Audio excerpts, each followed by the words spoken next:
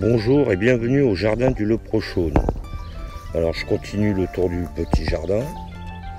Ici ce sont les betteraves Renova. Encore un dahlia. Ici j'ai mis des betteraves Renova et des poireaux. Toujours avec les plantes du cimetière, chrysanthème, bruyère, chrysanthème, bruyère. Ici ce sont les dahlias d'1,65 m je crois. Ensuite la planche du milieu du petit carré, les carottes du Leprochaune, avec la technique du semis avec les sillons à plat. Bon, j'ai pas éclairci, j'ai juste désherbé et repaillé avec de l'herbe de tonte. Il y a 3 cm.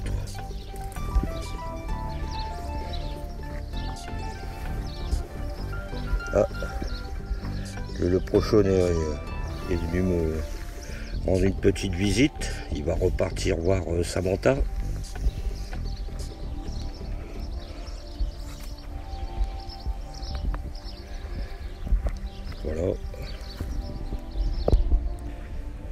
Voilà les poireaux que j'ai paillés aussi à l'herbe de tonte.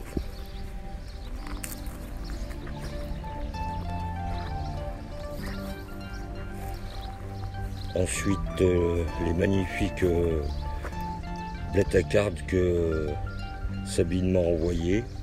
Elle m'a donné des graines. C'est super joli, hein.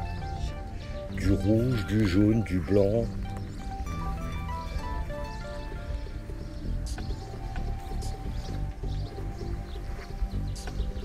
Pas à se plaindre. Elles sont superbes.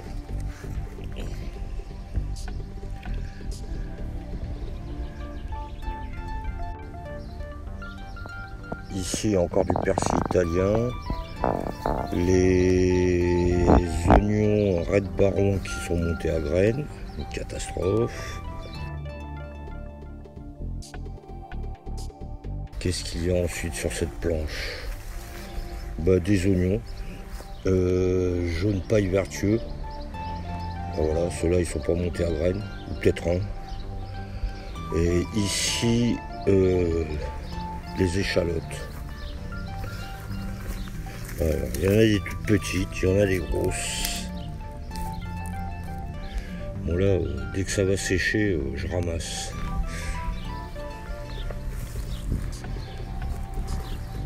Bien sûr c'est en friche puisque ça n'a aucun intérêt de faire un jardin super propre quand il n'y a rien à protéger. Si ça pousse et que ça ne m'embête pas. Je vous montre le pêcher que j'ai fait, hein. Je suis parti de la graine. Là, il faut que je le taille. Oui, qu'est-ce que tu fais là, Pickle? Ah, tu t'es mis à l'ombre. Tu joues à cache-cache avec le Leprochaune. Bien. Voilà le pêcher.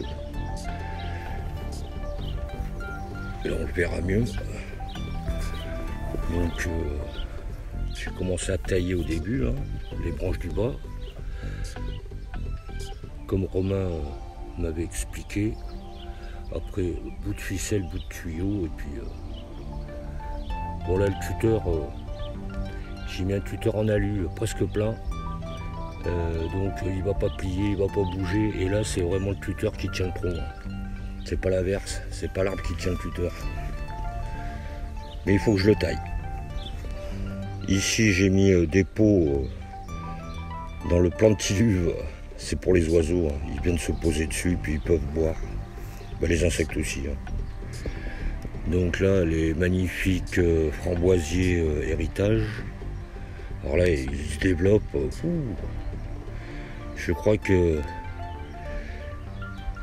mon support en fil de fer avec les 2 poteaux n'est pas assez grand. Donc encore les dahlias,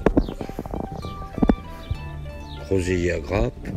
Oh, encore le Leprochaune qui continue à jouer à cache-cache avec ses copains Pickle.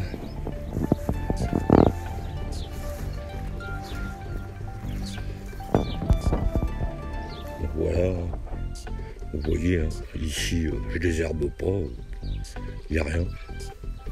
Ça ne me dérange pas s'il n'y a pas de plantes, hein. Donc j'ai mis de labourage, encore des dahlias décoratifs. Alors voilà, ça c'est mon noyer de 2022. Bon ben l'année dernière, j'ai cru qu'il était mort puisque la sécheresse lui a fait très mal, mais là il est bien parti. Et le Kniphofia tison de Satan. Alors c'est très mellifère, hein. Il y a plein d'insectes qui viennent butiner à l'intérieur. Et c'est joli. Ici j'ai mis des graines de célosie et puis plumeux et crête de coq. Bon ben ça donnera ce que ça donnera.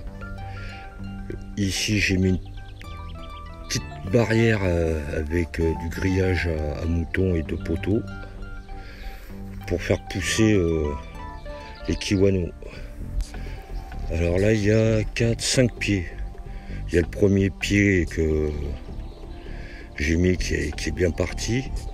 Et après j'ai mis 4 pieds en tout au cas où. Qu'est-ce que je voulais dire sur le kiwano? Ah oui, alors j'ai essayé les 3 méthodes, hein, sur but, sur sol à plat et avec le grillage, tutoré. Alors la meilleure technique c'est quand c'est tutoré avec le grillage. Et chose très très très importante, quand vous faites les kiwanos, surtout vous ne laissez pas le sol à nu, il faut pailler. Et pailler, vraiment pailler, hein. Il ne faut pas que le fruit du kiwano touche le sol. Dès qu'il touche le sol, vous le laissez sur le sol, avec l'humidité du sol, il pourrit. Donc c'est le conseil du leprochaune, hein. Là vous aurez beaucoup de pertes si jamais les kiwanos touchent le sol. Ici, alors la butte de luxe du leprochaune, alors ça marche du feu de diable.